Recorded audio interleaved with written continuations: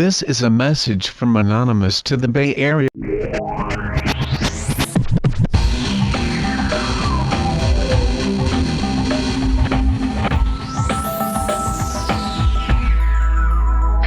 There's a lot of misinformation floating around about the operation that killed Osama bin Laden yesterday, so we will set the record straight this evening. Hello and welcome to the show.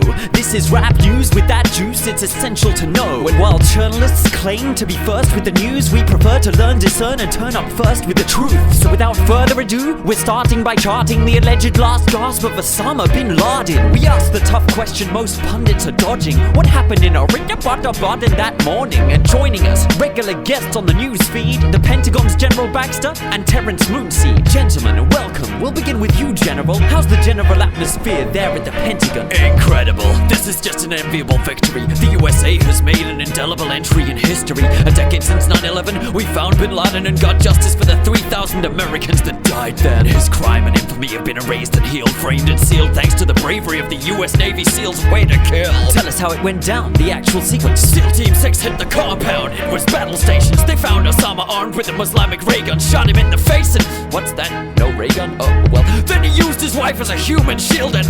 What? That didn't happen either? Okay, well then they shot him and took no pictures and buried him according to Islamic scriptures in the sea?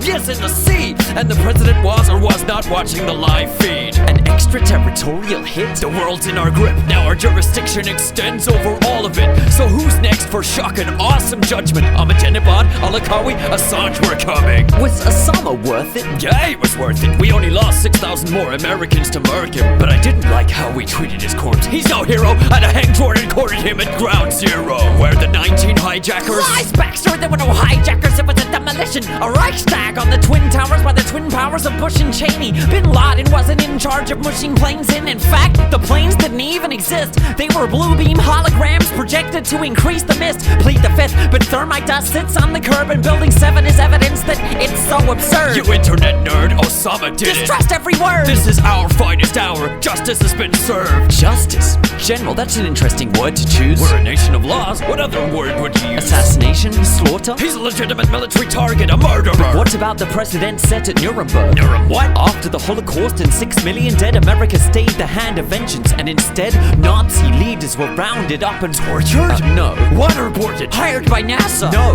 Brought to court to be tried for crimes against humanity, then executed. What a tragedy. Please, Eurofag, don't history lesson me. Don't you get it? The true sign of a supremacy is who gets to their side at each given minute when the rule of law is applied and when it's suspended. You can't spell justice without the US, and it's called justice because it's just us that's justified in judging. Just cause, just wars, and just evidence. Just test this justice and get just ice if you mess with us and end up at the bottom of the ocean like bin Laden. Osama isn't dead, or if he is, he died in 2000. This thing's rotten, no death certificate of public evidence, man. He's probably kicking back on an island on a CIA pension plan. Watch it, hippie, or get double tapped like Geronimo. That reminds me, why this codename Geronimo? Geronimo? That's Osama's codename? Let the truth be known, this reeks of the Masons and the Skull and Bones. It's a secret society of elite Yale students who stole the skull of the Apache chief and they use it in occult dark rituals like pagan druids, worshipping Satan, Lucifer, Cain and Judas. The truth is, they're the ones who owned Osama and got the Pharaoh plasma to clone Obama. They're ruthless, they planned this end game to coincide with the May Day pagan festival of Beltane, a fertility ritual with blood sacrifice and Adolf Hitler's suicide dates match precise. That's a device to pledge and bow to the true rulers of the earth and renew the wedding vows. That's why Obama harpooned Japan, creating waves to hit him, and Prince Reptilian was married to Satan in the form of Kate Middleton. I ain't kidding with you when I'm yelling the truth. Illuminati's on the throne. That's the real reason why they called Osama Geronimo. It's a perfectly good codename. What's wrong with you? I see many Native Americans consider it dishonorable to have their hero,